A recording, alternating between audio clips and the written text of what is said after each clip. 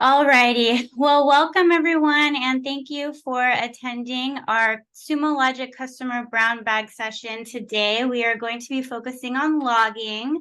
My name is Lisa Carnes, and I'm going to get things kicked off real quick over here for us before we get going. So in case this is your first session, we launched this series back in April. And the purpose of the series is to give our customers an intimate setting, a opportunity for you to connect with someone on our technical team to go over some technical topics. And usually the sessions are on every second, third, and fourth Tuesday of the month.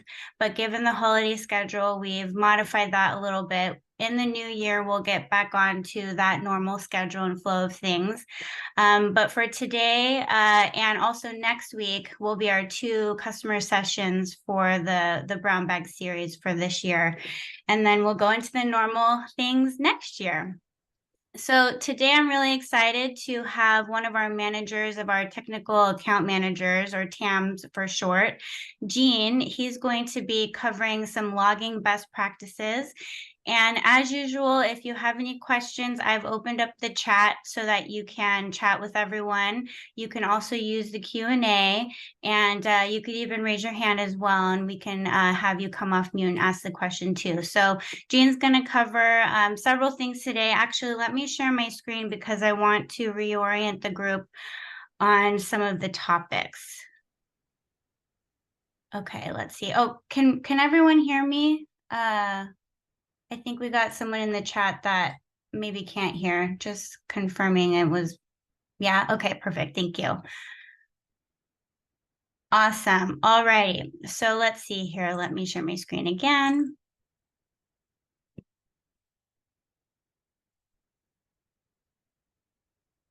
Okay. So we also, along with the brown bag series, we launched a fun person, I'll call her, a digital CSM named Stevie. And we've been having Stevie help us reach out to customers such as you all with certain email campaigns that will help you along your day-to-day with using Sumo. So some of the campaigns look like these here pictured, and the specific content that Gene's going to be covering today is around search best practices and value features. So he'll cover log levels, field browser, search templates, and then he'll also cover partitions, lookups, log reduce, and scheduled views. And the reason why I wanted to show you these campaigns is because it occurred to me the other week that I hadn't necessarily made the connection for certain folks on this call who attend these on a monthly basis, that this is all a part of our Tech Touch program, where we are trying to send you communications in a way that's helpful, and that gives you tips and tricks along the way, so you don't necessarily need to wait for one of these brown bag sessions to learn to do new things. And of course, you all have access to our Doc Hub and all the other resources that we provide. But just wanted to give you an example of some of the things that we've been trying to help you with along the way. And Gene is going to be focusing on these topics today. So I think, Gene, you were just going to go dive right into the product today, right? Yeah. I think you're muted.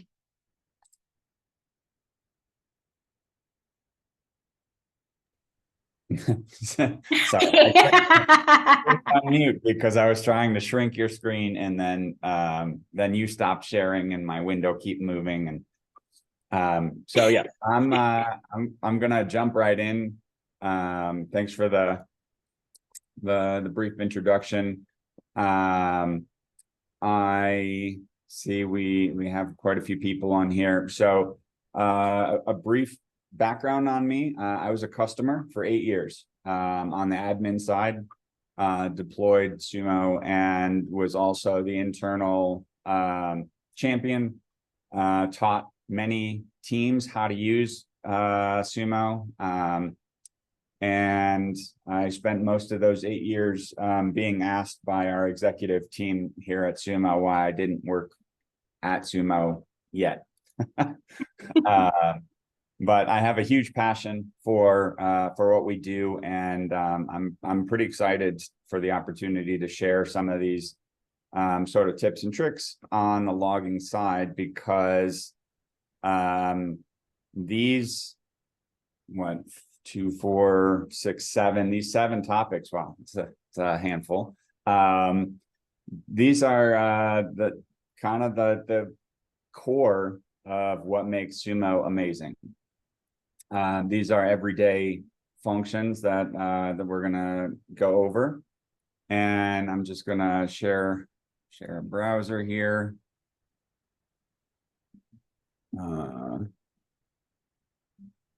If I can find it, 1 second. There we go. All right, so I'm going to jump around on these topics a little bit because they all are related to the same thing, and something that is easy to forget when you're digging into operators and functionality of Sumo is that the why. Why are we doing what we're doing?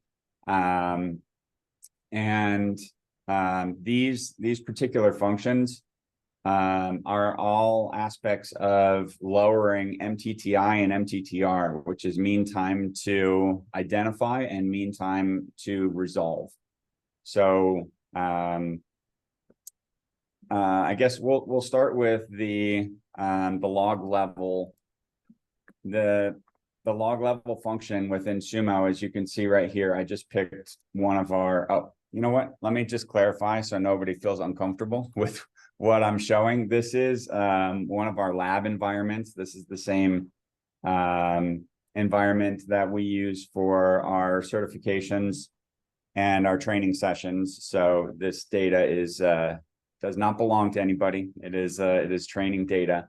But I just grabbed the source category here, the labs Linux security, because it has all of the logging levels that we want to talk about. So one of the things out of the box that Sumo does is it auto detects these log levels within the messages that are being ingested at the time of index. It's doing that on an auto parse function. So for example, I'll click error here, and you can see that any message that has the word error in it, regardless of capital or lowercase, we are detecting that and categorizing it as an error. Same thing with warn. Anything that has warning in case insensitive is going to show up in our warn. Info, same thing. Most of the info logs are going to be no, that's a different format. That's going to be a logging level. For example, if you were writing a script in Python, you would set your logging level to error, warn, or info. Sumo is going to detect that as well as debug. Again, we're auto detecting this, and we're assigning this metadata tag to your messages for you. So what you're seeing me click through here, this is just a visual filter. Obviously, if we want to dig into these errors, just simply highlighting this doesn't give us any structure to work within it. So I'm going to unselect that. We're back to showing all of our logging for this source category. And over here, this is going to be my first touch point on Field Browser. So if you've had a chance to go and watch the micro lesson or look at our documentation on Field Browser, that will explain the way that these fields are identified are either out of the box metadata tagging from Sumo, or also by using something called field extraction rules, where at the time of indexing, if you want certain fields to be identified consistently, you can build that into a field extraction rule. But once a field is identified within the scope of the query that we're looking at, you can then click on this and you can see information about the various results in any one of these fields. So as you can see, there's 5 log levels in this source category. And similar to filtering, if I come up here and I click error, it's going to restructure my query for me and say where log level equals error. Oh,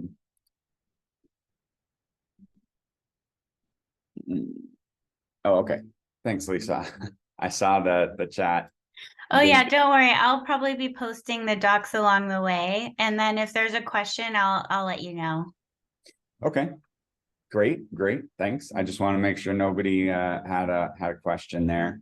But now, just to continue, you'll see that we're only showing error here, and we've used the field browser to create a where statement where log level equals error. Now, let's see, where do I want to go with this one? So as I said, this is all kind of functionality that complements each other. So let's just we're going to skip ahead one step and look at another function that we're covering today, which is log reduce. And log reduce is sort of a noise reduction. This will go through and use an algorithm to create signatures of all the message types that it encounters within the scope of this query. And that, as soon as it completes here, is going to sort of take what we were looking at. We took our source category and we said we only want to look at where log level is error. And then we're going to do a log reduce, and we're going to see here that we have in this time frame, which is a 15-minute window, we have 101 messages that are errors. Could not init user settings proxy, could not get owner of such name. That is now where I would go engage the team that owns this data and say, this is an error that's happening several times. From within the log reduce, you can also click on the count here, which will let you dive into that particular signature. So that you can identify, I mean, there's a handful of things that you could do with this. If this was a message that was sort of a false positive, maybe you go and speak to the team owner of this data and they say, oh yeah, that message happens all the time, it means nothing. This is where you might go and create a processing rule to say, okay, we don't want this message. This message is unnecessary. So I'm going to process rule it out at the time of index so that it just never gets ingested in the first place. Let's see, was that what everything I wanted to go over on the log levels? Oh, you know what? Nope, let's go back and I think, okay, here, now, that's right, I queued this up. So we can also, rather than stay focused on a specific source category, we can search across everything and say where log level equals error. And this also is going to give us another real world example and probably the most common use of field browser in my almost 10 years with Sumo. And that's all of these fields now showing are functions of different source categories. So if I wanted to go in and find out where the greatest number of errors across my entire stack is, I might search star or source category equals star, where log level equals error. And then all of these, a lot of these metadata tags are built in to Sumo, as you saw before. Others are functions of that field extraction rule. But now I can come over here and I can click on source category in the field browser, and I can see that these two source categories have the most errors in my environment. So if I want to click on this, now I'm looking at the source, the group of messages. I'm assuming that everybody on the call is familiar with the functions of source and source category. If not, by all means, do a search in our Sumo documentation. But we're now looking at the group of messages and sources that have errors in them. And now we have a new set of fields to browse. So we can come in here. We know we're in the same source category. We can click on here and see if any one specific host is causing these issues. No, doesn't look like it. Source name, nope, all coming from similar source names. Since we're looking at Kubernetes, we're going to see that a lot of these pods are in various places. We got one pod here, or one host here, that has more than another. Similar nodes, pods. Let's go back to hosts, and we'll pick this, same as we did in the previous example. And now we have the group of messages. They all have errors on a specific host. And again, this is another function or another way to run log reduce. You saw me before just pipe a new line and type log reduce, but you can also click the button here and it's going to do the same thing for you. And these same functions that we're talking about is going to tell me once again who to go talk to and what to talk to them about in terms of errors that are happening across the stack. And really, I needed no engineering degree to figure this out. Just search all for log level equals error, and then use the field browser to look through the results to come down to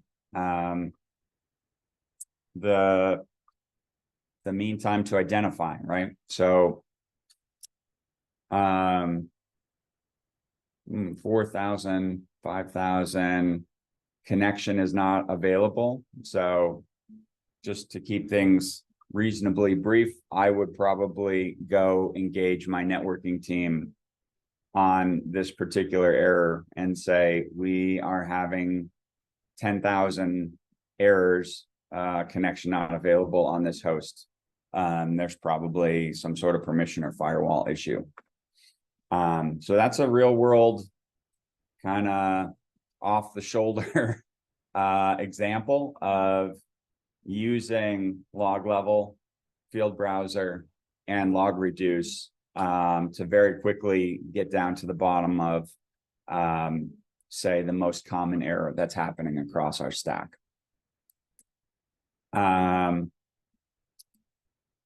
Let's see. How are we doing on time? 10:21. Okay. Let's jump over to the concept of partitions. Partitions are a function of creating subsets of your data as it gets indexed. So where you get to setting up partitions is down here. Obviously, you have to have admin privileges to get to this. But under manage data and logs is this nifty little sub tab called partitions. And so each of these are essentially containers within our global ingest that are routed by these routing expressions. For example, you see Apache here, and we've got the routing expression is source category equals something. The storage consumed is a useful function for admin purposes, but when you create a partition, you get to select which tier this data is going to go into. So continuous has full functionality, frequent has slightly limited, and infrequent has no monitoring, no alerting, no dashboarding, things like that. These not really the topic of the conversation, but these are hot, warm, and cold tiers. I'm sure you can pick up another brown bag session on data tiering, but you can name the partition what you want, and then you would set your routing expression. And then a really useful function of this is you can control the retention period on certain data. So in my previous company, we had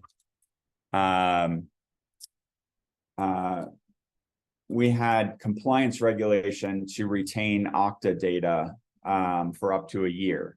And there was a couple other that we were required to maintain records for 365 days. The majority of our data we only retained for 30 days, some 90. But this is where this is a really nice control. So that if you have data, let's say you have some debug data that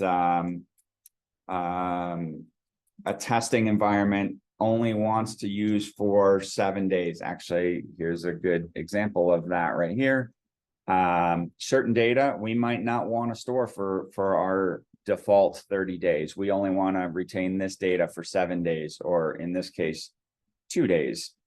So this can go both ways. You can have your general retention of data set to maybe 30, 60, 90 for a cost function. And then when you create a partition for a specific data set, you might extend that out to a year. Another function of partitions that you will learn about in the micro lesson for partitions is that the speed of access. So if you're searching a large data set, if you're going to go and search like source category equals star, the system has to read through all of that data. When you're referencing a specific partition that you put data into, you can limit the scope to just that partition by using like underscore index equals. Let's see.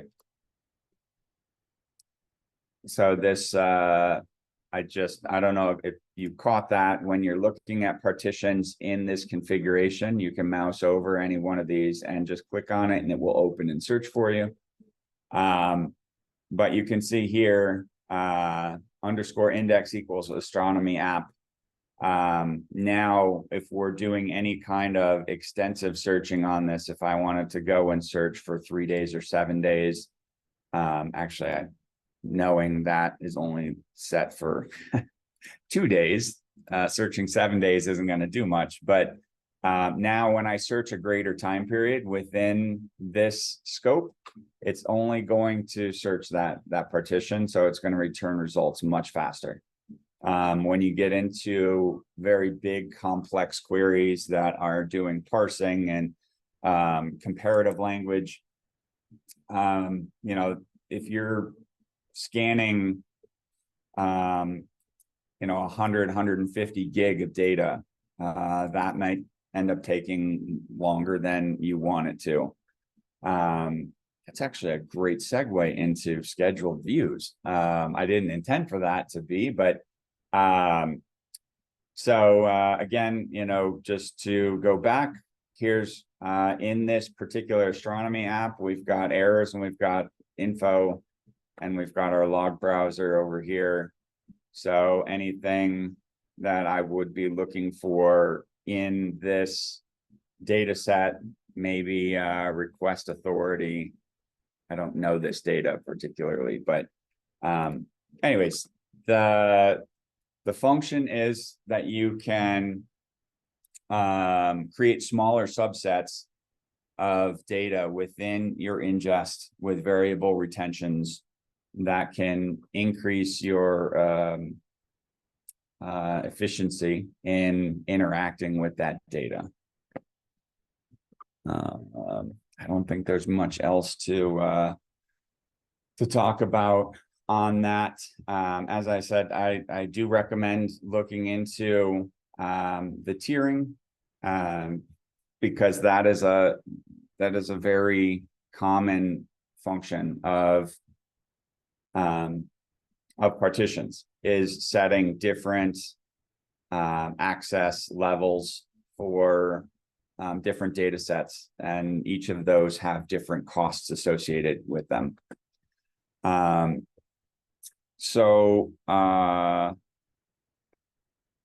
don't want to do scheduled views before lookups. Let's talk about lookups. Interesting momentary story. In 2016 at our first Sumo Logic Illuminate, I met our founder, Christian, over a beer, and was talking about my use of Sumo, and he was surprised to hear that in 2016 I was using lookups, and he said, "This is insane. How do you even know what lookups are? We don't have anything published on it." And I had found my way through lookups just in interacting with TAMs and sales engineers at Sumo Logic.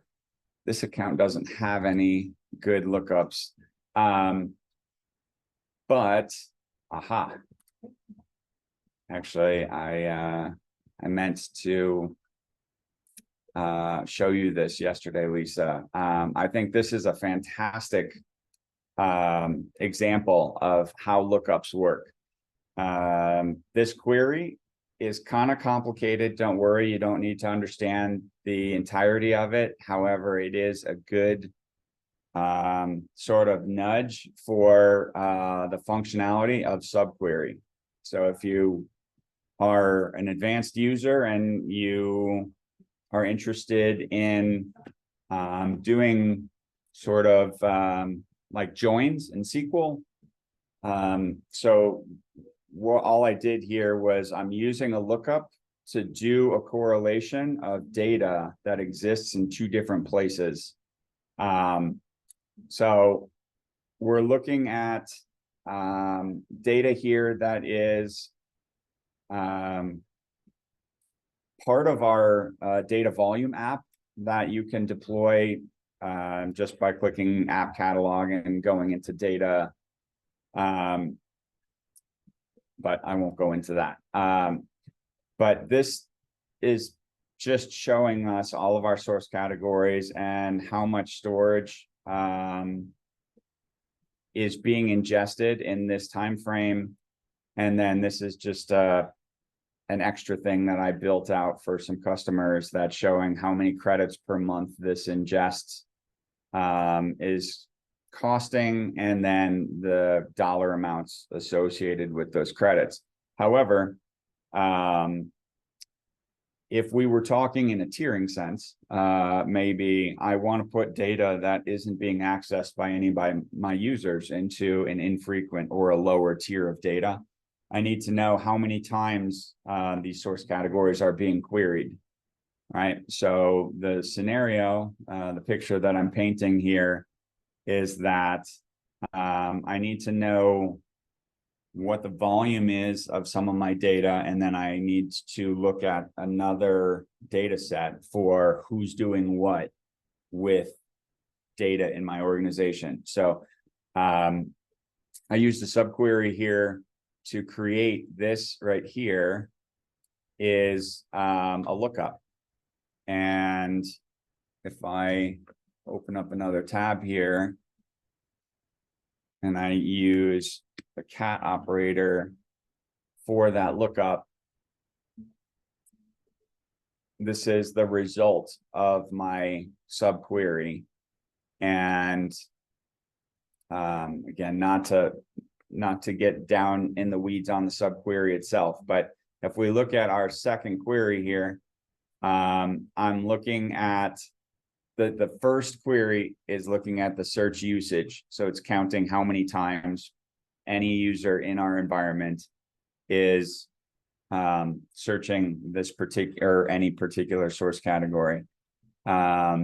These are both, just in case you want to take note, these are standard indexes in all of our Sumo deployments. So you would have this view equals Sumo Logic search usage per query. And you would also have the I don't see where I have the other index, but regardless, you can find those indexes in your environments to get this same data. For that matter, I will put this in the chat. If anybody wants to just copy that and play with it, by all means. But what we're doing here with the lookup is we're correlating how many queries are taking place from our audit index on any of these source categories. And what I would deduct from this is that this is a whole lot of data that nobody is querying in the last 24 hours. I mean, you could change this out to 30 days or whatnot, but this would not be possible without having a lookup file to reference. You can see here in the query, we're using the lookup function. So we're looking for the results being the count as queries from the file, that is the lookup. And then we're saying on what field we're mounting that data from. So this is this was a lot. I kind of slammed into one little section, but we created this lookup with a query using the save function. So you can save, or you can also append to a lookup, so that if you're running a consistent query that you want to publish the results of that query to the lookup consistently. Another real world example that I've used in my own professional career is when you are monitoring error codes within Sumo Logic and you are correlating that data with, say, a ticketing system like Jira. And when an error is detected and it doesn't have a Jira ticket associated to it in the overall environment, that's a very complex routing system. But if a net new error comes in and doesn't have a Jira ticket associated to it,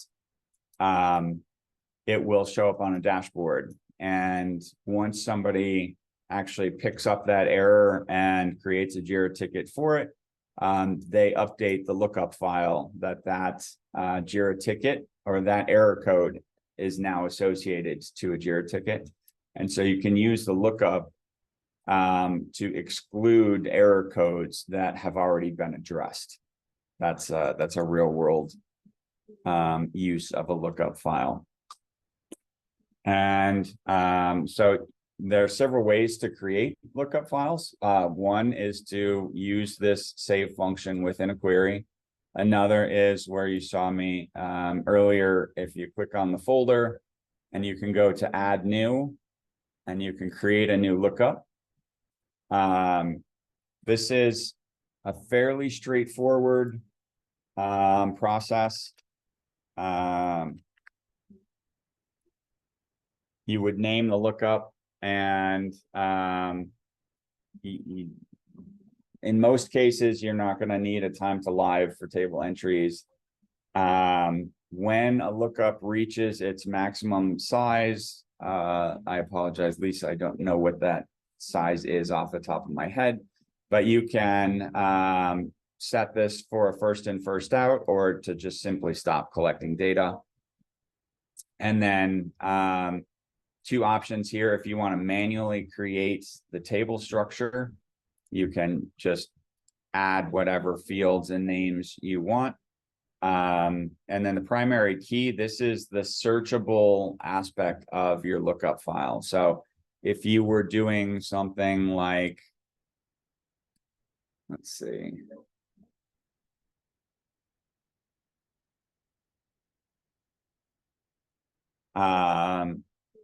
This is an example of uploading a CSV file that I just have on my computer that is showing names, roles, and locations of people here at Sumo. And so if I wanted to do a correlation, say, with data for everybody that is in Denver, I would use this lookup to associate the user to the location, and that obviously would have to be associated with the logs. So you can upload a file, or you can manually create this schema. Something else that is really amazing, a lot of people don't know this, but you can also create lookups in S3 or Google Drive, and you can reference those lookups in your queries as well. So if instead of uploading a CSV from your computer, let's say you create a CSV file on S3, and there's a handful of people who are regularly contributing, like to go back to my previous example, error codes. So maybe you have a NOC or a network operations center who are constantly addressing errors and updating that table. You would just use the lookup function with a reference to that published CSV file, and you could do either includes or excludes based on the content of that lookup file. So I wanted to cover lookups before discussing scheduled views, because what a scheduled view really is a pre-aggregated lookup. And Lisa, Andrew and Rick Jury and I had some interesting conversations about scheduled views yesterday, in the fact that as we were looking at the index here, when you're looking at the data only in a specific partition, we have a function called scheduled views, which is essentially an automated system that goes through and runs your query every minute and creates a reference. It creates a lookup file for you, so that I have an example here set up. So this source category, Palo Alto Networks. If you're familiar with Palo Alto, this is a lot of data to to collect and to go looking through all of this, that's not very useful. So let's pull up my second query here. This is what you might build as a query to get some relevant data. Okay, now I'm starting to see some data from my firewall logs that is useful. Destination IP and port, source IP, where it came from. But this is kind of, that's a lot to put together to use this on a regular basis. So instead of saving this as a query and running it every time, we're just going to, like we did with the partition, we're just going to use a view Palo Alto report, which happens to be a scheduled view that is created in our system that runs that whole query, but it runs it every minute. So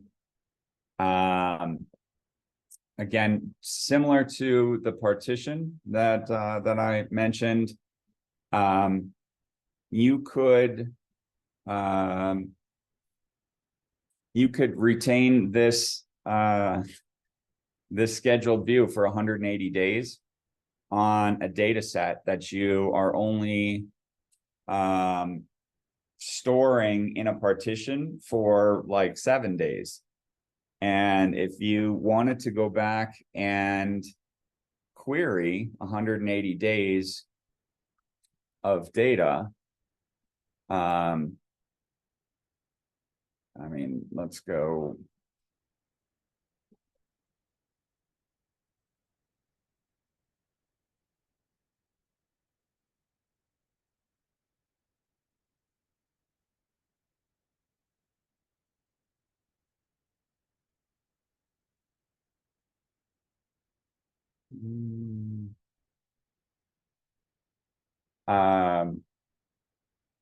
You will get the results of 180 days, even though this data may only be stored natively for 7 days or 30 days. There's no reason for me to let that continue. But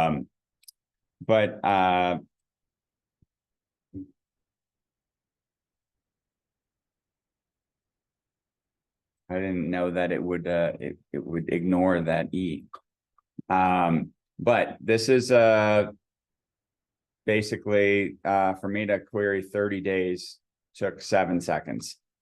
If you were to go back and run this for 30 days, let's just do a quick live demo. But you'll see that it definitely takes longer.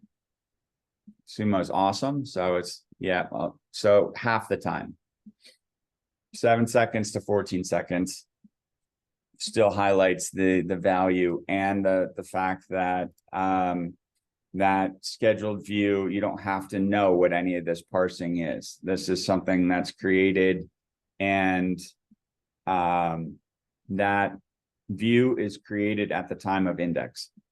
So instead of having to go and search the source category and parse all this data out, you can just go to your Palo Alto report and use that scheduled view.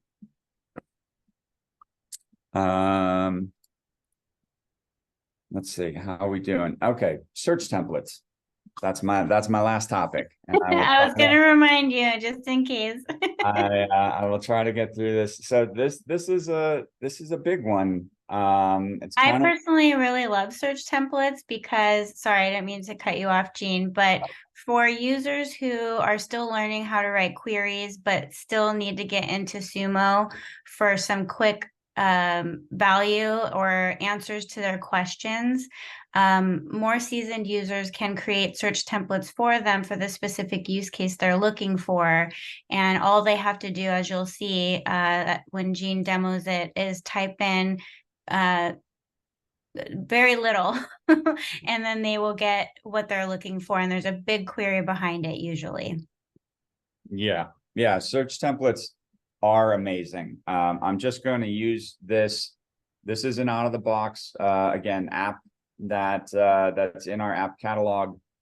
And I'm just going to use it as an example here. So this top panel is showing us visitor locations by geographic location to our training Tomcat environment. But so let's jump in here into log search.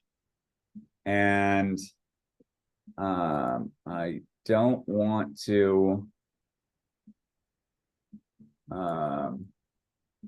oh no, I can leave that. It's starred.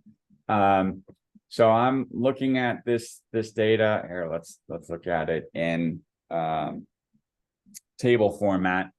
So I am interested in data that is only happening in the United States here. So I could go and I could write a where statement that says where country name equals United States. However, if I was going to do any sort of investigation where I might change that, or I might want to use multiple or look up data from multiple places, you'll notice here that we're using the lookup function here. This geolocation is a built-in function to Sumo that collects this latitude, longitude, country code, country name. All of this data comes from this geolocation. That is definitely worth a glance if you're not familiar with that. But we are using that lookup function that we talked about earlier. Once we do this, once we've looked up these elements, I can then interact with it on another line. So instead of saying, I have this.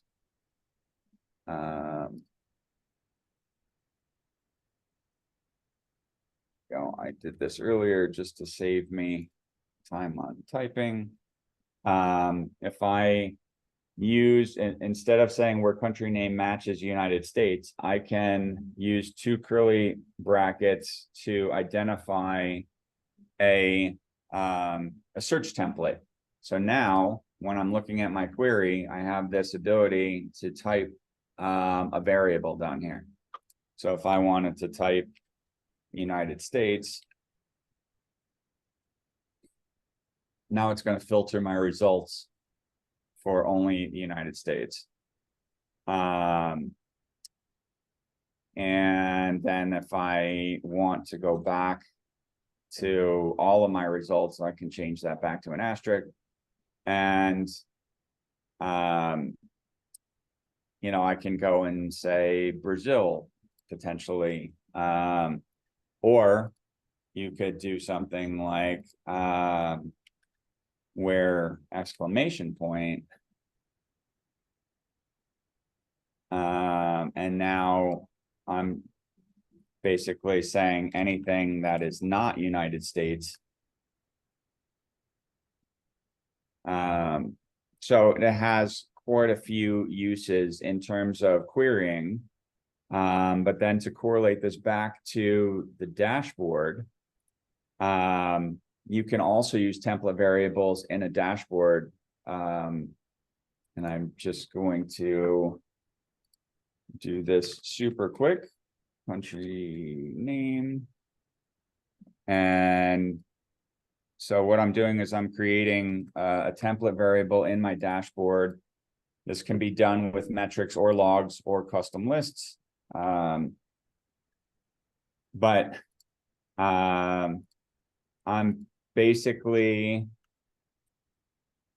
doing the same thing that we just did in the query itself. But when I create a template variable in a dashboard, it's going to give me a drop-down option for these selections. So now I can come in and I can say country name equals United States. However, you'll see that doesn't really do anything in the dashboard itself, and that is because we need to update the panel the same way that we did in the query. So now where country name matches country name, when I update the dashboard,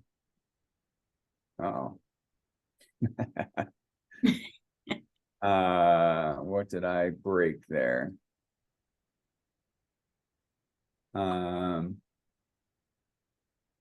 Where country name matches country name.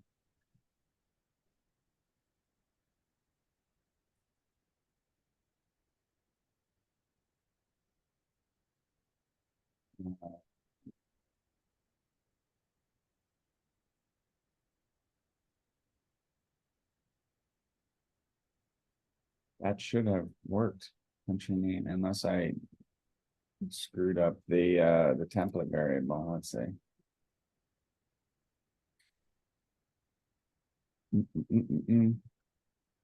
Oh man, 7 minutes left. You know what? I am gonna cut that and not worry about this. But when you make a reference to a template variable in a dashboard, it will filter the panel based on your template variable here as well. Is that good, Lisa? Yeah, that's okay. Yes, these things happen when we're demoing. I think others on the call can empathize. But the point I think you explained is taken. Yeah, I mean, we can use this other template variable. I don't know how much. Oh, well, it is gonna sort based on the web server farm versus the asterisk. And that's my presentation. Those are my real world examples of log levels, field browser, search templates, partitions, lookups, log reduce. Thank you, Jean. I know I gave you a lot of things to cover, and it could be interesting to have all those linked together for real world cases. So I appreciate you doing that today. So we'll open it up to everyone for the last 6 minutes. If there's any questions, if you want him to cover something again, or maybe you noticed something that he was doing in the demo that he didn't talk about, he can also go back in and do that too. So I'll give you all a minute or two. If you want to type something or raise your hand, we could take you off mute.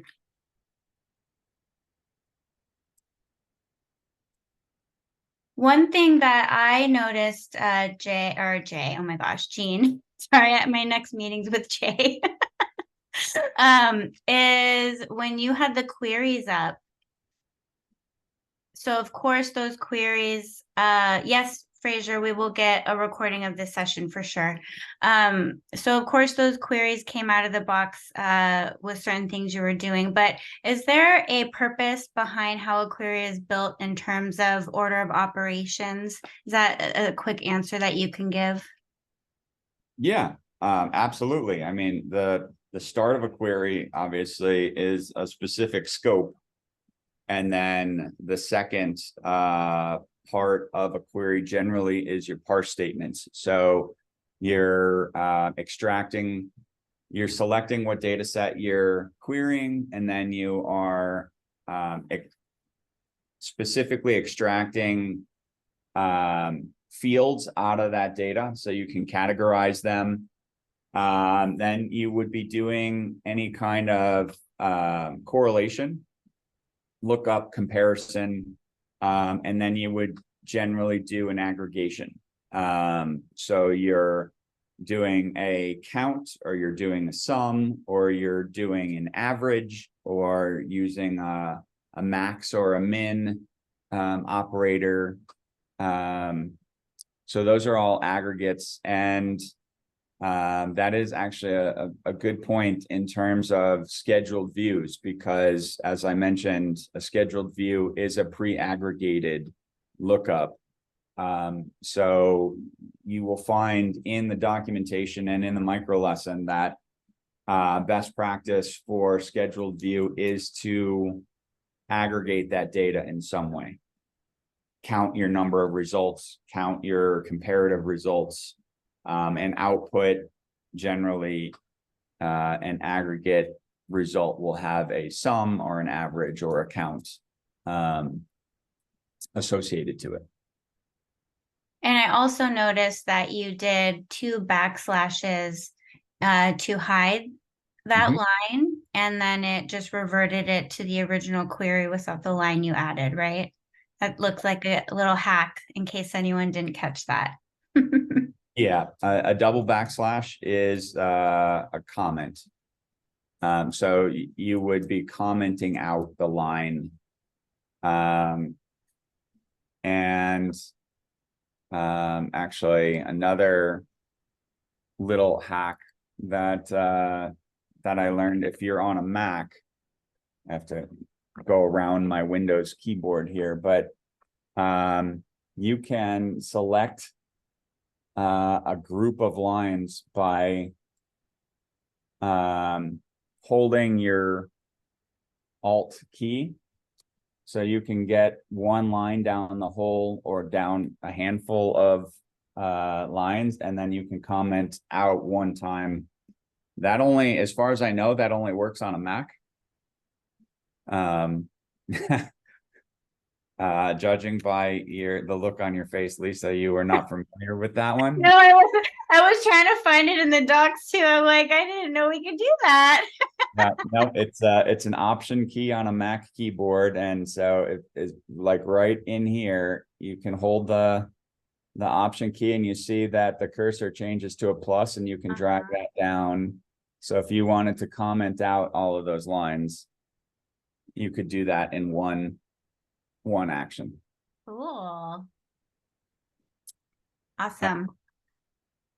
Well, thanks again, Jean. It doesn't look like we have any additional questions. So everyone, please enjoy the rest of your day. Our next brown bag session will be next Tuesday. We'll be covering AWS Observability 2.7.20, which is just our next layer of offering along AWS observability. And our next logging session will be on January 9th, where I will be having someone covering dashboards.